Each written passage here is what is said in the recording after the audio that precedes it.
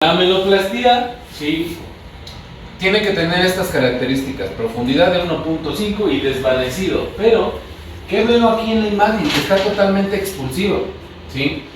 ¿Qué sucede cuando nos mandan un desgaste de una ameloplastía en este tipo?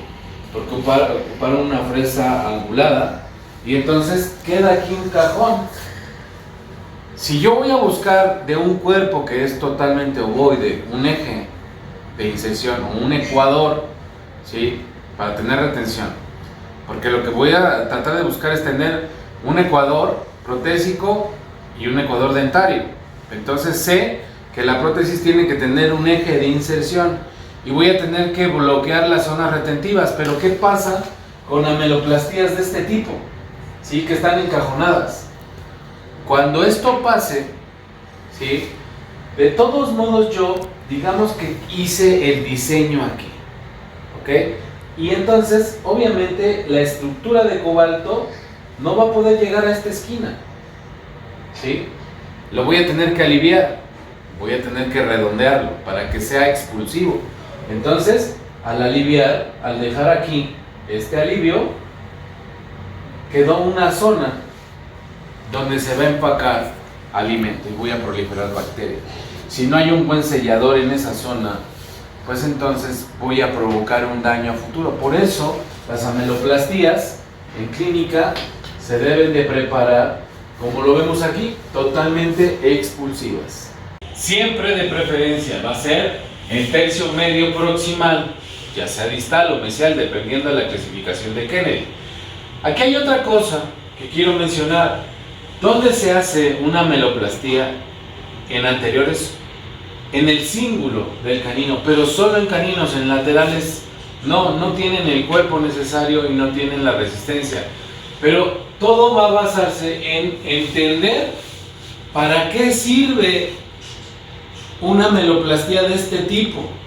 Muchos pensamos que es el soporte oclusal. Digamos, imagínense aquí el canino y que el remo va a quedar aquí y aquí se va a anclar y va a descansar en sentido ocluso cervical. No, este tipo de ameloplastías tiene una otra función, es una retención indirecta. Por eso se hace donde mayor cuerpo hay en el cíngulo. ¿Y cómo es esta retención indirecta? Bueno, en conjunto con los demás elementos de esta estructura va a funcionar. Digamos, tengo un retenedor directo aquí, otro acá y aquí tengo uno indirecto, pero tengo una clase 1 de Kennedy bilateralmente desdentado posterior. ¿Qué va a hacer esta estructura? Va a llegar, se ancla, soporta la fuerza de oclusión, pero también las fuerzas de palanca distal. Por eso están hechas de esta forma, igual que las ameloplastías de las caras oclusales se encajonan y te controlan movimientos de lateralidad, ¿va? Entonces son también retenedores indirectos. Estos retenedores son de la familia de los circunferenciales, son los que habitualmente conocemos, ¿sí? Pero se llama Aker o Aker, ¿sí? Tiene un brazo de reciprocidad y un brazo activo. Yo les decía que se tiene que dividir en tercios, siempre viéndolo así, de mesial o distal, se divide en ese sentido en tercios. Pero pueden hacer de mesial o distal, es decir, aquí está el descanso y el conector menor, pero este conector menor puede estar del otro lado, no importa, no tiene que ser siempre en mesial, pero debe de cumplir con ciertas características. El brazo de reciprocidad no va por debajo del ecuador, solamente es de contención, y el brazo activo, ¿sí?, viene por arriba del ecuador o encima del ecuador. Y en el tercer tercio, el último tercio, es donde llega por debajo del ecuador, generando la retención. Pero, ¿qué pasa si no tengo este brazo de reciprocidad? Lo que va a pasar es que este que está debajo del ecuador hace presión, ¿sí? Y como no tengo nada que lo contenga, pues voy a girar ese diente, porque está teniendo una presión. Lo mismo sucede cuando ustedes ponen un descanso, un soporte en un canino sin tener ameloplastía. Lo único que están haciendo es empujar ese canino. Cuando tiene una ameloplastía, tiene una función de grupo, ¿ok? Entonces, pasa esto. El que tiene una retención y una contención. Pero tenemos el doble Ecker o Baldwin. Este tipo de retenedor es doble. Una de nuestras mayores dudas es, ¿tiene que tener la retención cruzada como lo veo en la imagen? No, eso va a depender del paciente y de su ecuador protésico. Puede ser que yo encuentre las dos retenciones en vestibular o el lingual o cruzado como lo vemos en la imagen. Y de igual forma tiene un brazo pasivo y un activo, ¿vale? Un retenedor anular. ¿Por qué se llama anular o de acción posterior? Pueden anotar ahí, acción posterior.